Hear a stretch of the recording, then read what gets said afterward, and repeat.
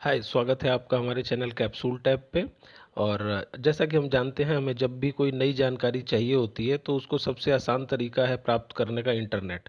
तो इंटरनेट पे सभी प्रकार की जानकारियाँ उपलब्ध हैं। तो आज की वीडियो में हम ये देखेंगे कि आखिर वो कौन सी दवाइयाँ हैं जिनको लोग सारी दुनिया में सबसे ज़्यादा इंटरनेट पे खोजते हैं, और वो आखिर किस चीज़ में इस्तेमाल होती है।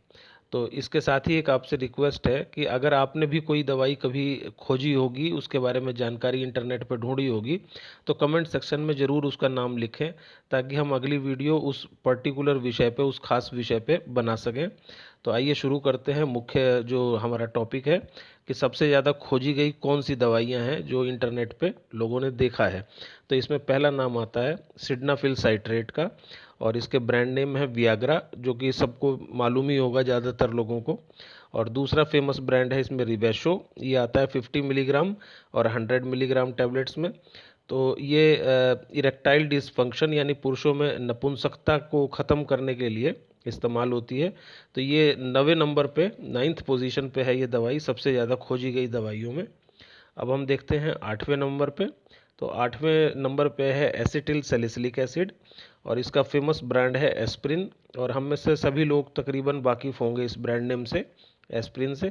ये ओवर द काउंटर मिलती है, ओटीसी ड्रग है। ओटीसी ड्रग का मतलब जो बिना किसी प्रिस्क्रिप्शन के बिना किसी डॉक्टर के प्रिस्क्राइब किए भी हम किसी फार्मेसी या मेडिकल स्टोर से ले लेते हैं, उसको ओटीसी ड्रग्स कहते हैं। और ये दर्द और सूजन और जो इन्फ्लेमेशन हो जाता है उसको कम करने के लिए लोग इस्तेमाल करते हैं ज़्यादातर। इसकी कैटेगरी एनएसईआईडी बोलते हैं, non steroidal anti inflammatory drug बोलते हैं एनएसईआईडी को। और एस्पिरिन जो है ये बहुत कम मात्रा में कुछ लोग वो भी लेते हैं, जो कि रिस्क कम करना चाहते हैं ब्लड क्लॉट्स होने का, या हार्ट प्रॉब्लम्स का, हार्ट अटैक का, स्ट्रोक्स का, ये उसके भी रिस्क को कम करता है। तो काफ़ी डॉक्टर एस्पिरिन लिखते हैं इन सब समस्याओं के अंदर भी। और साथ ही अर्थराइटिस के लिए भी काफ़ी लोग, पेनफुल कंडीशन जब ज़्यादा हो जाती है तो उसमें एस्पिरिन लेते हैं। तो ये थी 8वें नंबर पे खोजी गई सबसे ज़्यादा दवा। और अब हम देखेंगे 7वें नंबर पे। तो 7वें नंबर पे जो दवा है उसका नाम है जेनरिक नेम नेप्रोक्सिन। और ब्रांड नेम जो इसके जो मार्केट में उपलब्ध है, एलवी नाम से, मिडॉल नाम से सारी दुनिया में मिलती है। और नेप्रोक्सिन भी एक एनएसएआईडी है, और ये भी एक ओटीसी ड्रग ही है। और इसका भी इस्तेमाल ज़्यादातर अर्थराइटिस पेन, ब्रूसाइटिस पेन के अंदर होता है।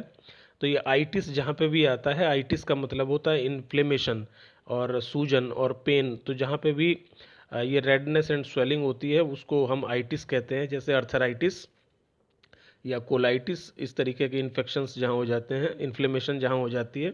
तो ये था 7वें नंबर का ड्रग नेप्रोक्सिन। इसके बाद आता है जो कि सबका जाना पहचाना ब्रांड है, क्रोसिन या पेनाडोल। इंडिया में क्रोसिन नाम से लोग सब वाकिफ़ हैं। और यूरोप में और मिडिल ईस्ट में मैंने देखा है कि पेनाडोल ज़्यादा सेल होती है ओवर द काउंटर। और इसका जेनरिक सॉल्ट होता है पैरासीटामोल। और पैरासीटामोल को हम एसिटामिनोफिन भी कहा जाता है। और पैरासीटामोल ज़्यादातर इस्तेमाल होती है नॉर्मल हेडेक्स को कम करने के लिए, या फीवर्स को कम करने के लिए। जब फीवर हो जाता है, उसमें बुखार हो जाता है, बुखार को कम करने के लिए इस्तेमाल होता है पैरासीटामोल। तो जो पैरासीटामोल था ये था 6वें नंबर पे, 6th पोजीशन पे। अब हम देखेंगे 5th पोजीशन पे कौन है। तो 5th पोजीशन पे हमने, हमारी रिसर्च में आया, जो जेनरिक नेम था वो था एसिटामिनोफिन, और जो फेमस ब्रांड नेम है उसका वो आता है टाइलिनॉल। टाइलिनॉल एक जॉनसन एंड जॉनसन कंपनी का ब्रांड है। तो वही उसको बनाते भी हैं और बेचते भी हैं। और टाइलिनॉल जो है सबसे ज़्यादा पॉपुलर ब्रांड नेम है, अगर हम पूरे यूरोप में या मिडिल ईस्ट में भी देखें तो, पैरासीटामोल का या एसिटामिनोफिन का। तो ज़्यादातर कंट्री में इसी नाम से उपलब्ध है, टाइलिनॉल। तो ये था 5वें नंबर पे जो लोगों ने सबसे ज़्यादा पिछले सालों में खोजा इंटरनेट के ऊपर।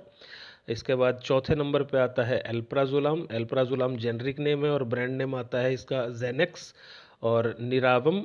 तो जेनेक्स भी काफ़ी मुल्कों में जेनेक्स नाम से ही उपलब्ध है। और एल्प्राजोलाम बेसिकली एक बेंजोडायजिपाइन ड्रग है, जो कि एंग्जाइटी में और पैनिक डिसऑर्डर्स में लोग इस्तेमाल करते हैं।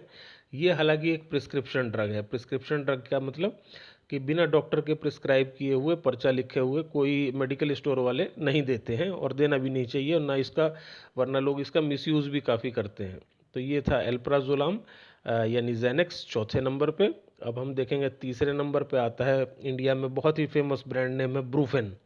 तो ब्रूफेन और यूरोप में एडविल या मिडिल ईस्ट में भी एडविल, मिडॉल और मोट्रिन नाम से आता है। ये जेनरिक सॉल्ट है इसका आइबुप्रोफिन, और आइबुप्रोफिन इसका जेनरिक नेम हुआ। और एडविल जो है ये भी एक NSAID है, non steroidal anti inflammatory drug है, और वो ये OTC ड्रग है, बिना डॉक्टर के प्रिस्क्रिप्शन के लोगों को मिल भी जाता है, आसानी से मिल जाता है। और ये भी नॉर्मल हेडेक या बैक पेन वगैरह होती है जो या नॉर्मल इन्फ्लेमेशन हो जाती है, कहीं मोच आना, दर्द होना, उसमें लोग इस्तेमाल करते हैं ब्रूफेन को।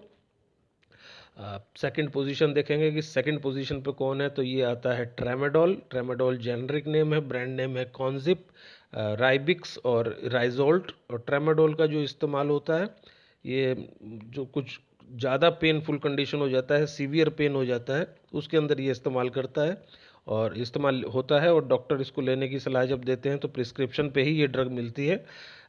ओवर द काउंटर आप जाकर के किसी मेडिकल स्टोर या फार्मेसी से ट्रेमाडोल नहीं ले सकते हैं नॉर्मल कंडीशंस में।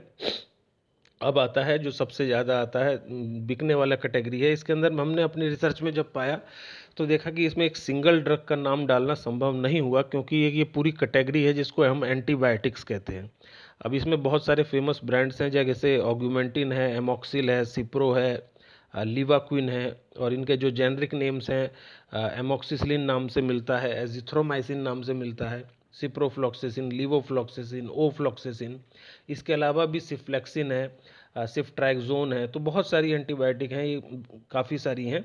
तो ये बेसिकली जो होता है एंटी माइक्रोबियल सब्सटेंस होता है, जो कि बैक्टीरिया को ख़त्म करने के लिए इस्तेमाल किया जाता है, बैक्टीरिया के अगेंस्ट जो बॉडी के अंदर, चाहे ह्यूमन बॉडी हो या एनिमल बॉडी हो, उन दोनों के लिए इस्तेमाल होता है। वेटनरी में भी इस्तेमाल होता है।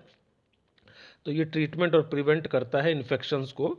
तो ये या तो ये किल कर देता है, मार देता है बैक्टीरिया को, या तो ये उनकी ग्रोथ को रोक देता है। तो ये इसमें बहुत सारे तरह के एंटीबायोटिक के क्लासिफिकेशन भी होते हैं, जैसे कि बैक्टीरिसाइडल एंटीबायोटिक जो होते हैं वो बैक्टीरिया को किल कर देते हैं। बैक्टीरियोस्टैटिक एंटीबायोटिक जो हैं वो बैक्टीरिया की ग्रोथ को रोक देते हैं। एक और क्लासिफिकेशन जिसको ब्रॉड स्पेक्ट्रम या नैरो स्पेक्ट्रम भी कहा जाता है। ब्रॉड स्पेक्ट्रम का मतलब कि एक ही एंटीबायोटिक होगी और वो बहुत सारे अलग अलग तरह के बैक्टीरिया पे इफ़ेक्टिव होगी। और वहीं कुछ होती हैं जिसको नैरो स्पेक्ट्रम कहते हैं। नैरो स्पेक्ट्रम का मतलब वो कुछ खास किस्म के जो बैक्टीरियाज होते हैं उनके अगेंस्ट वो काम करता है। तो इस तरीके से बहुत सारी तरीके, और इनके ग्रुप्स के भी क्लासिफिकेशन होते हैं। तो इस पूरी कैटेगरी को हमने पोजीशन 1 पे रखा है, जो सबसे ज़्यादा जो दवाई लोग खोजते हैं पूरी दुनिया में जानकारी। और ये एक अच्छी बात भी है। अच्छी बात इसलिए है क्योंकि जब डॉक्टर आपको प्रिस्क्राइब करता है तो काफ़ी जानकारियाँ जो हम नहीं प्राप्त कर पाते हैं वो हम इंटरनेट के थ्रू देख लेते हैं कि हाँ, क्या उसके साइड इफ़ेक्ट्स पॉसिबल हैं, क्या उसका इंटरेक्शन है कि किन दवाइयों के साथ हमको वो पर्टिकुलर दवाई नहीं खानी है। तो अगर इस तरीके की कोई कंडीशन हो तो हम डॉक्टर से इसका डिस्कस भी कर सकते हैं। इसीलिए मैं रिक्वेस्ट करता हूँ कि आप हमारे चैनल को सब्सक्राइब कर लें। कारण ये, क्योंकि ये हम मेडिकल से संबंधित, दवाओं से संबंधित, बीमारियों से संबंधित सभी प्रकार की जानकारी यहाँ पर डिस्कस करते हैं। और जो सबसे ज़्यादा इम्पोर्टेंट चीज़ है कि अगर हम शेयर भी करें इस वीडियो को तो ये सबसे अच्छा काम इसलिए होगा क्योंकि जो ज्ञान की शेयरिंग है, ज्ञान को बांटना है, वो सबसे अच्छा दान हम किसी को कर सकते हैं या किसी की हेल्प कर सकते हैं। तो आप इस वीडियो को ज़रूर अपने मित्रों के साथ और रिलेटिव्स के साथ शेयर करें और ज्ञान को बढ़ाएं।